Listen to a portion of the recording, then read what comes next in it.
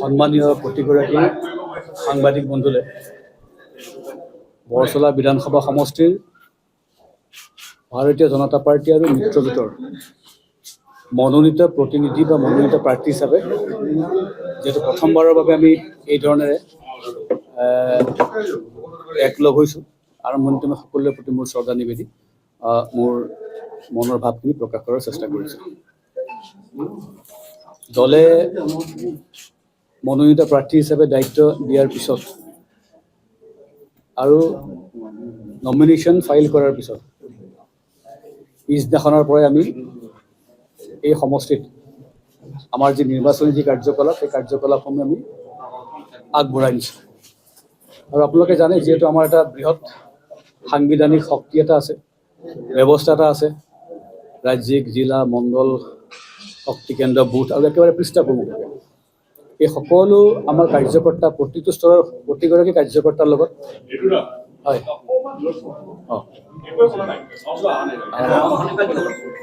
যি আমাৰ এই জিলাৰো প্ৰতিনিধি নহয় তেনেগৰাকী ব্যক্তিক যদি আমি সমৰ্থন কৰাত মোৰ আপত্তি নাই, কিন্তু মানে আমাক যদি সেই ধৰণৰ প্ৰৰোচনামূলক বা এটা বিভ্ৰান্তি সৃষ্টি কৰি ৰাইজৰ মনত যদি এনেকুৱা এটা ভাৱ দিব চেষ্টা কৰা যায় যে প্ৰাৰ্থীগৰাকী একেবাৰে নতুনকৈ ইয়াত আহি পৰিছেই, তেনে ক্ষেত্ৰত অলপমান আমাৰো মনত দুখ লাগে।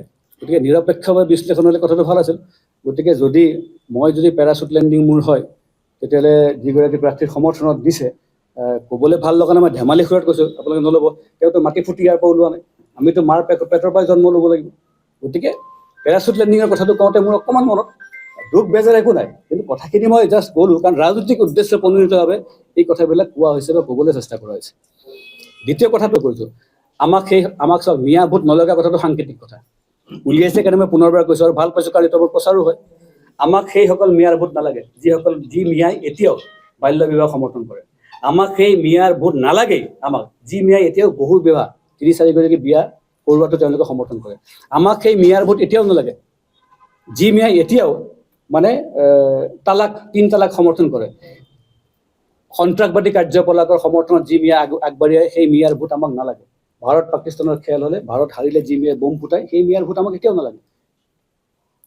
আমাক অসমত এনে বহু সন্ত্ৰাসবাদী ঘাটিৰ ইতিমধ্যে চৰকাৰে এইবোৰ মানে উজাগৰ কৰিছে, তাৰ সমৰ্থন এতিয়াও বহুতে কৰে, বহুতে তাৰ বিৰুদ্ধাচৰণ কৰিবলৈ এতিয়াও বহু মিয়াই বা বহুত এনে অনুষ্ঠান প্ৰতিষ্ঠান মানে ডাঙৰ ডাঙৰ নেতা এতিয়ালৈকে তাৰ সমৰ্থন কিন্তু কোনো ধৰণৰ বিৰোধে কিন্তু কোনো ধৰণৰ তেওঁলোকে কথা কোৱা দেখা নাযায়। আমাৰ সেই ধৰণৰ মিয়াৰ ভোট নালাগে।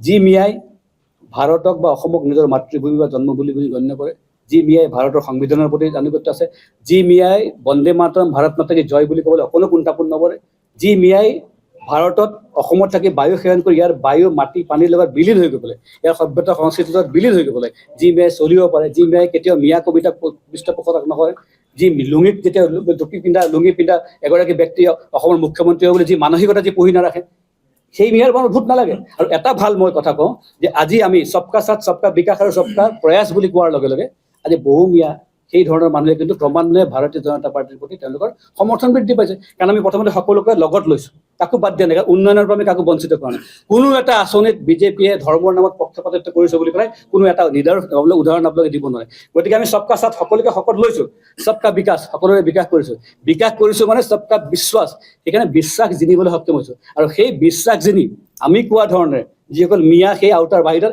তেনে বহু মিয়াই ভাৰতীয় জনতা পাৰ্টীত যোগদান কৰিছে, আমাক সমৰ্থন কৰিছে, আমাৰ লগত আছে, আমাৰ লগত একেলগে বন্দে মাতৰম কি কয় বিজেপি জিন্দাবাদ বা ভাৰত মাতা কি জয় বুলি কয়, তেনে মিয়াই ভোট আমি নিবিচাৰিলোঁ, তেনে মিয়াই আমাক ভোট দিব। আৰু সেই ভোট আমাৰ কাম্য আৰু তেনে ভোট আমি পাইছোঁ, আগলৈও সেই ভোট পাম আৰু ক্ৰমান্বয়ে এই ভোট বাঢ়ি গৈ আছে। উপস্থিত প্ৰতিগৰাকী সাংবাদিক বন্ধুলে মোৰ আন্তৰিক শ্ৰদ্ধা আৰু কৃতজ্ঞতা জ্ঞাপন কৰিছোঁ যে আমাৰ আমন্ত্ৰণ ৰক্ষা কৰি আপোনালোক আহি ইয়াত উপস্থিত হৈছেহি। আৰু ময়ো মোৰ নিজৰ বক্তব্য আপোনালোকৰ মাজেদি বৰচলাবাসী ৰাইজৰ ওপৰত দাঙি ধৰিবলৈ সক্ষম হ'ম। ভাৰতীয় জনতা পাৰ্টি আৰু মিত্ৰজোঁটে মোক মনোনীত প্ৰাৰ্থী হিচাপে নিৰ্বাচিত কৰাৰ পিছত মই মনোনয়ন দাখিল কৰোঁ আৰু তাৰ পিছদিনাখনৰ পৰাই মই আমাৰ যিটো সংগঠনৰ যিটো আমাৰ কাঠামো আৰু সেই কাঠামোত বিভিন্ন স্তৰত যি আমাৰ কাৰ্যকৰ্তা আছে প্ৰতিগৰাকী কাৰ্যকৰ্তাৰ লগত মত বিনিময় কৰি অহা কাইলৈ অৰ্থাৎ ২৬ তাৰিখৰ পৰা যিহেতু আজি আমাৰ মনোনয়ন প্ৰক্ৰিয়াটো সম্পূৰ্ণ হ'বগৈ, যোৱাকালি আজি উজ্জ্বল আছে, গতিকে পিছবেলালৈ আমি গম পাম কোন কোন প্ৰাৰ্থীয়ে প্ৰতিদ্বন্দ্বিতা আগবঢ়াব। আৰু আনুষ্ঠানিকভাৱে অহা কাইলৈৰ পৰা আমি গোটেই আমাৰ বিধানসভা সামৰি আমাৰ যি প্ৰাৰ্থীগৰাকীৰ নিৰ্বাচনী প্ৰচাৰ সেই প্ৰচাৰ অভিযান আমি আৰম্ভ কৰিম। যোৱা 2-3 দিনত মই যিহেতু আনুষ্ঠানিক প্ৰচাৰ নহ'লেও মই ৰাইজৰ কাষ চাপিছোঁ, আমাৰ দলীয় কাৰ্যকৰ্তাৰ লগত মত বিনিময় কৰিছোঁ। এই সময়ত আমি বিভিন্ন সময়ত বিভিন্ন কথা আমাৰো দৃষ্টিগোচৰ হয় আৰু একাংশ সংবাদ মাধ্যমত, সকলোখিনিত নহয়, 2-এটা সংবাদ মাধ্যমত আমাৰ দলৰ মনোনীত প্ৰাৰ্থীগৰাকীক লৈ কিছু বাতৰি প্ৰকাশ পায় আৰু স্বাভাৱিকতে নিৰ্বাচনৰ প্ৰাক মুহূৰ্তত যি দলৰে প্ৰাৰ্থী নহওক কিয় তেওঁলোকৰ বিষয়ে উৎসুকতা সকলোৰে থাকে, গতিকে সেই ধৰণৰ বাতৰি প্ৰকাশ হোৱাটো স্বাভাৱিক। কিন্তু যেতিয়া বাতৰিবিলাক উদ্দেশ্যপ্ৰণোদিত হয়, বিভ্ৰান্তিকৰ হয়, তথ্যৰ ওপৰত আধাৰিত নহয়, তেতিয়া আমি বিচাৰিলেও তাক যদি আমি আওকাণ কৰি থাকোঁ, তেতিয়া নিৰ্বাচন সমাগত ৰাইজলৈ এটা ভুল বাৰ্তা যাব পাৰে বা মোৰ যিসকল সন্মানীয় কাৰ্যকৰ্তা বন্ধু আছে, সতীৰ্থ আছে, তেওঁলোকলৈ ভুল বাৰ্তা যাব লাগে। সেইকাৰণে বৰ দীঘলীয়া সময় মই নলওঁ, 2-3টা বিন্দুৰ ওপৰত মই মোৰ যে স্থিতি সেই স্থিতি মই প্ৰকাশ কৰিম। আৰু আপোনাৰ চাৰিত্ৰিক গুণৰ তুলনাত আপোনাক যেনেকৈ এজন ব্যক্তি বুলি প্ৰকাশ কৰিছে, সেই তুলনাত আপুনি কংগ্ৰেছৰ প্ৰাৰ্থীগৰাকী কেনেধৰণৰ ব্যক্তি বুলি আপুনি ভাবে? আৰু ইতিমধ্যে আপুনি যিহেতু এক্সপ্লেনেশ্যন দিছে আপোনাৰ কথাখিনি, সেইজন ব্যক্তি কেনেকুৱা? আপোনাৰ লগত প্ৰতিদ্বন্দ্বিতা কৰিব পৰা যোগ্য ব্যক্তি বুলি ভাবেনে? মই কথাটো উল্টাকৈ ক'ম। মই সেই ব্যক্তিজন কেনেকুৱা কি ক'ত বিখ্যাত সেইটো মই নতুনকৈ ক'বলগীয়া নাই। মোৰ দুখ সেইগৰাকী ব্যক্তিক লৈ নহয়, মোৰ দুখ যিগৰাকী ব্যক্তিয়ে মোৰ চৰিত্ৰ হনন কৰিব চেষ্টা কৰিছে তেওঁ কাৰ সমৰ্থনত কৰিছে। তেওঁ বৰচলা নিবাসী, মোৰ সমষ্টিৰ বাসী। কাইলৈ মই বিধায়ক হ'লে তেওঁ মোৰ সমষ্টিৰ নিবাসী হ'ব। মই বিধায়ক হোৱা য'ত তেওঁকো মই সময় দিছে চাব লাগিব, মই চামো তেওঁক। তাত মোৰ কোনো ধৰণৰ তেওঁৰ প্ৰতি আক্ষেপ নাথাকিব। কিন্তু তেওঁ কাৰ সমৰ্থনত কৈছে আপুনি মোক কওকচোন। যিগৰাকী ব্যক্তিৰ ওপৰত এগৰাকী ব্যক্তিৰ হত্যাত অভিযুক্ত, তেওঁ হত্যাত অভিযুক্ত। তেওঁ নিশ্চিতভাৱে জানেই আপোনালোকে, দিনৰ পোহৰত CBI ঘোষ দিবলৈ গৈ যিগৰাকী ব্যক্তি হাতলৈ ধৰা পৰিছে, যিগৰাকী ব্যক্তিয়ে তিহাৰ জেলত তেওঁ থাকিব লগা হ'ল, তেনে এগৰাকী ব্যক্তিৰ সমৰ্থনত আৰু তেনেকুৱা এটা দলৰ সমৰ্থনত, আৰু তেওঁ জাতীয়তাবাদী শিবিৰৰ মানুহ বুলি পেলাই তেওঁ নিজকে হেৰি কৰে, দাবী কৰে। মোৰ দুখটো তাত। কোনোবা এগৰাকী কংগ্ৰেছে মোক যদি সমালোচনা কৰিলে মই সিমান দুখ নাপালোঁ। কিন্তু নিজকে জাতীয়তাবাদী বুলি মুখা পিন্ধা ব্যক্তি এগৰাকী যেতিয়া কংগ্ৰেছৰ সমৰ্থনত, তেনেকুৱা এগৰাকী কলংকিত ব্যক্তিৰ সমৰ্থনত মোক যদি সেই পৰ্যায়কে কোনো ভিত্তিহীন কথাৰে সমালোচনা কৰে আৰু ব্যক্তিগতভাৱে আক্ৰমণ কৰে, মই KPS গিলাৰ কথাটোকো মই বেয়া পোৱা নাই। সেই কথা ৰূপজ্যোতি গোস্বামীতকৈ ভালকৈ কোনেও নাজানে সেই সময়ৰ সেই ঘটনাৰ বিষয়ে। এওঁলোক সকলোৱে সাক্ষী। মই কোৱা কথাটো যদি অকণো মই ভুলকৈ কৈছোঁ, তেওঁলোকে মোক এতিয়াই ধৰি দিব। মই এটা কথা অশুদ্ধকৈ কৈছোঁ। গতিকে সেই কথালৈ মই দুখ কৰা নাই। দুখ মোৰ লাগিছে এইগৰাকী ব্যক্তিৰ প্ৰতি।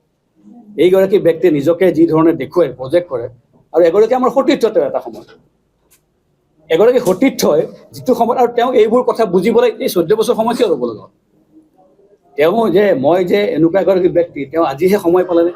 ৰৈ আছিল তাৰমানে ৰিপুণ বৰা আহিব, কংগ্ৰেছে ইয়াত নিৰ্বাচন খেলিব আহিব, তেতিয়া ঋতুপৱন শৰ্মা ইলেকশ্যন খেলিব আহিব, তেতিয়াই মই কথাখিনি ক'ম বুলি তেওঁ ৰৈ আছিল। মইতো তেজপুৰৰ পৰা প্ৰাৰ্থী হ'ব পাৰিলোঁ, মোক দলে এবাৰ তেজপুৰৰ পৰা প্ৰাৰ্থিত্ব দিছিলেই। কথা এটা কৈছোঁ, মই দলে য'ত দিয়ে বেলেগ কথা। গতিকে মোৰ দুখটো তেওঁ ৰিপুণ বৰাক লৈ নহয়।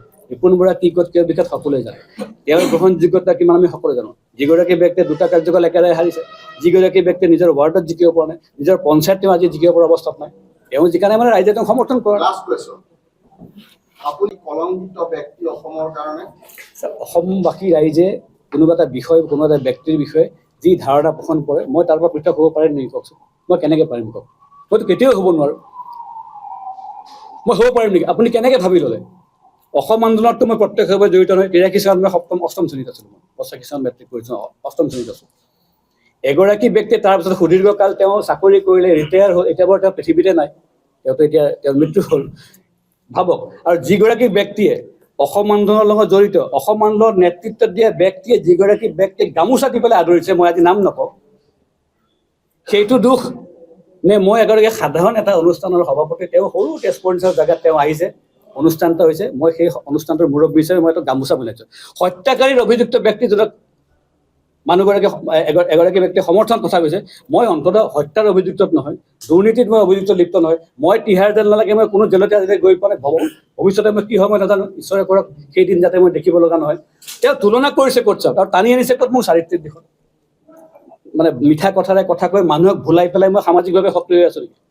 এই 30-35টা বছৰে মইতো আৰু সমাজত লুকাই চুৰাই কাম কৰা নাই। তেজপুৰত আপুনি যিকোনো ব্যক্তি সোধক, অসমৰ মই যিবিলাক সংগঠনৰ লগত আছো, যিবিলাক দল মানে অনুষ্ঠানত প্ৰতিনিধিত্ব কৰিছো, তাততো অকণমান ক'ৰবাত চেকা চুৰুক থকা হ'লে মইতো ইমান দীঘলীয়া কাৰ্যকাল নাথাকিলো হয়, মই তেনেকেই ভাবোঁ, হয় নহয় কওকচোন? গতিকে মোৰ ক্ষোভটো প্ৰাৰ্থীগৰাকীৰ বাবে নহয়, ওপৰত নহয়, মোৰ ক্ষোভ সেইগৰাকী ব্যক্তিয়ে যে তেওঁ এতিয়াও জাতীয়তাবাদী চোলাটো কিয় পিন্ধি থাকে, স্পষ্টকৈ কথাবিলাক তেওঁ শুনিছা কৰিব লাগে। কংগ্ৰেছৰ যদি হয় তেওঁ কংগ্ৰেছত যোগদান কৰে, কংগ্ৰেছৰ কথা মোৰ ক'বলগীয়া ব্যক্তি। আৰু শেষত এই গোটেই কথাবিলাকৰ মীমাংসা কোনে কৰিব? সন্মানীয় বৰচলাবাসী ৰাইজে কৰিব। মই সেইকাৰণে মোৰ স্থিতি স্পষ্ট কৰিছোঁ, ৰাইজে সিদ্ধান্ত দিব। ৰাইজে সিদ্ধান্ত দিয়াৰ পিছত আমি গম পাম ৰাইজ কাৰ লগত আছে, কোনটো সঁচা কোনটো মিছা। কিন্তু ৰাজনীতি কৰিছোঁ বুলি, আৰু এই ঘৃণাৰ ৰাজনীতি, এই ধৰণৰ ৰাজনীতি বেছি দিন নচলে। আৰু অন্ততঃ মই ঋতুপৰ্ণ শৰ্মা, মই MLA হওঁ, বিধায়ক হওঁ নহয়, কোনো মোৰ মতলবেই নাই। মোৰ 58 বছৰ, খুব বেছি 10-12 বছৰ মই এক্টিভ হৈ থাকিম, এইটো মোৰ কথা নাই। কিন্তু যেতিয়া দলে মোক যি দায়িত্ব দিছে, মই সম্পূৰ্ণৰূপে মোৰ সামৰ্থ্য অনুসৰি পালিবলৈ চেষ্টা কৰিম। আৰু কাইলৈ দলে দিয়া দায়িত্ব, যদি ৰাইজৰ আশীৰ্বাদত, ভগৱানৰ আশীৰ্বাদ যদি বিধায়ক হওঁ, মই মোৰ একেই দায়িত্ব, একেই মোৰ মানে শক্তিৰে আৰু কোনো ধৰণৰ সুৰুঙা নৰখাকে মই পালি যাবলৈ, মই মানে পালন কৰি যাবলৈ মই চেষ্টা কৰিম। এই সুন্দৰ প্ৰশ্ন। এটা কথা আমি সকলোৱে জানো যে বৰচলা সমষ্টিৰ প্ৰত্যাহ্বান, বৰচলা সমষ্টিৰ সমস্যা অসমৰ আন সমষ্টিৰ লগত নিমিলে। হয়তো বৰচলা এনেকুৱা এটা সমষ্টি, যিটো সমষ্টিত কোনো নগৰ নাই, কোনো ইয়াত মিউনিচিপালিটি বৰ্ড নাই, টাউন কমিটি নাই, অৰ্থাৎ এক গ্ৰামাঞ্চল ভিত্তিক এখন সমিতি, মানে এটা সমষ্টি এটা। এতিয়া যদি নৈ কাষৰীয়া সমষ্টি হ'লে নিশ্চিতভাৱে গৰাখহনীয়া, বানপানীৰ সমস্যাটো থাকিব। আৰু বানপানী, গৰাখহনীয়া সমস্যাটো এনেকুৱা যে কেৱল MLA গৰাকীয়ে, MP গৰাকীয়ে নিজৰ সাংসদ বা MLA পুঁজিৰ দ্বাৰা সেই কামটো কৰিব নোৱাৰে। কিন্তু এটা বলিষ্ঠ পদক্ষেপ ল'ব পাৰে, যাতে চৰকাৰে এই দুৰ্দশাগ্ৰস্ত ৰাইজৰ দুখ দুৰ্দশা মহীমূৰ কৰাৰ বাবে যাতে উচিত সময়ত উচিত আঁচনি ল'ব পাৰে, যিটো যোৱাবাৰ আমাৰ চৰকাৰৰ দিনত লোৱা আমি দেখিছোঁ। হয়তো সম্পূৰ্ণ হৈ উঠাকে নাই, কিন্তু লৈছে বাবে আপোনালোকে মন দিব, যোৱা কেইবছৰ আগৰ দিনত যি ধৰণে মানে বানপানী বা গৰাখহনীয়াত যি ধৰণে ৰাইজ জৰুলা হৈছিল, যি ধৰণে ক্ষতিগ্ৰস্ত হৈছিল, মই কোৱা নাই সম্পূৰ্ণকৈ সমাধান হৈছে বুলি পেলাই, বহুলাংশে কিন্তু সেইবোৰ কমিছে। কিন্তু তাত বহু কাম কৰাৰ এতিয়া অৱকাশ আছে, সেইটো থাকিবই। দ্বিতীয়তে, ৰাস্তা পদূলিবিলাক বহুত হৈছে। ডক্টৰ হিমন্ত বিশ্ব শৰ্মা নেতৃত্বাধীন চৰকাৰখনৰ দিনত উন্নয়নে বৰচলা সমষ্টিকো চুই গৈছে কম বেছি পৰিমাণে। মইতো কেতিয়াও ক'ব নাযাওঁ যে কোনো কাম হোৱা নাই, কিন্তু ক'ৰবাত যি ধৰণৰ কাম হ'ব লাগিছিল হোৱা নাই। বিশেষকৈ মিছামাৰী সমষ্টিৰ কিছুমান ভিতৰৰ ৰাস্তাত বহুত জনা নাছিলোঁ, এতিয়া গৈ দেখিছোঁ ৰাস্তা পদ্ধতিবিলাকৰ কিন্তু বহুত কাম হ'বলৈ বাকী আছে। সেইবোৰ অগ্ৰাধিকাৰ ভিত্তিত আমি কৰিব লাগিব। আমি জানো কৃষিভিত্তিক অঞ্চল হোৱা মানে শীতলীকৰণ ভঁৰালৰ অভাৱ এটা আছে, কিন্তু বাৰুকৈ সকলোৱে উপলব্ধি কৰে। গতিকে অগ্ৰাধিকাৰ ভিত্তিত আমি সেই ধৰণৰ কাম কৰিব লাগিব।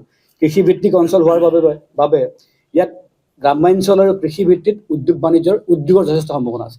আজি এটা ছেমি কণ্ডাক্টৰ উদ্যোগে গোটেই জাগিৰোড বুলি নহয়, গোটেই অসমৰ যদি ছবিখন সলাই দিব পাৰে, গতিকে তেনেকুৱা তাৰ 10 ভাগৰ এভাগৰ যদি এটা উদ্যোগ যদি ইয়াত স্থাপন হয়, মই ভাবোঁ সামগ্ৰিকভাৱে গোটেই বৰচলা, ঢেকীয়াজুলি, শোণিতপুৰ, গোটেই জিলাখনৰ মানে সকলো প্ৰতিশ্ৰুতি সলনি হৈ যাব পাৰে। গতিকে অন্ততঃ তেনেকুৱা বহুত সৰু সৰু উদ্যোগবিলাক আহিব, সেইটো এটা সুকীয়া বিষয়। কিন্তু কেন্দ্ৰীয় চৰকাৰ হওক বা সেই ধৰণৰ বৃহৎ মানে অংশীদাৰে যাতে আমাৰ কৃষিভিত্তিত ইয়াত সকলো সহজে পাব পৰা মেটেৰিয়েল হওক বা এই ধৰণৰ উদ্যোগৰ যদি এটা আমাৰ প্ৰচেষ্টাত যদি সেই কামটো হৈ থাকে, তেতিয়া মই ভাবোঁ ইয়াত যি ধৰণে এতিয়াও কমিছে আগতকৈ, কিন্তু এতিয়াও ইয়াৰ পৰা বেংগলোৰ, হায়দৰাবাদ এই অঞ্চলতো বহু লোকে আমাৰ ল'ৰা ছোৱালীয়ে চাকৰি কৰে। 1.5 লাখ ল'ৰা ছোৱালীয়ে চাকৰি পাইছে হয়, কিন্তু কেৱল চৰকাৰী চাকৰিয়ে জানো নিবনুৱা সমস্যাটো সমাধান হ'ব? নহ'ব। গতিকে আমাৰ সেই ধৰণৰ উদ্যোগ বাণিজ্যৰ যথেষ্ট সম্ভাৱনা আছে আৰু আমাক প্ৰয়োজনো আছে। সেই ক্ষেত্ৰত নিশ্চিতভাৱে আমাৰ কৰণীয় থাকিব আৰু মোৰ কিছু পৰিকল্পনা আছে, সময়ত আমি কেনেকৈ আগবাঢ়োঁ আৰু আপোনালোকৰ লগত লৈ আগবাঢ়িম, প্ৰতিটো কথা আপোনালোকক অৱগত কৰি আগবাঢ়িম। গতিকে বাকী আপোনালোকৰ মনত যিবোৰ কথা আছে, যিবোৰ সমস্যা আপোনালোকে দেখিছে, আমাৰ বৰচলাবাসীয়েও মৰ্মে উপলব্ধি কৰে, সেই সমস্যাবিলাকে সমাধান কৰিব লাগিব। এনেকুৱা নতুন সমস্যাৰ কথা একো নাই, সমস্যা সেইবোৰেই। গতিকে একাধিক্ৰমে কিছু সমস্যা অগ্ৰাধিকাৰ ভিত্তিত সমাধান হ'ব, কিছুমান কাইলৈকে হ'ব, কিছুমান 2 মাহ সময় লাগিব, কিছুমানক অলপ কিছু সময় ল'ব পাৰে। কিন্তু বৰচলা এক নতুন বৰচলা গঢ় দিয়াৰ ক্ষেত্ৰত অন্ততঃ আমি সকলোৱে মিলি পেলাই যে আমাৰ প্ৰয়াসত যে কোনো ত্ৰুটি নাথাকে, সেই কথা অন্ততঃ আপোনালোকৰ মাধ্যমেদি মই বৰচলাবাসীক আশ্বস্ত কৰিব বিচাৰিছোঁ। যিকোনো খবৰৰ বাবে যোগাযোগ কৰক আমাৰ এই নম্বৰত 9181 307 221।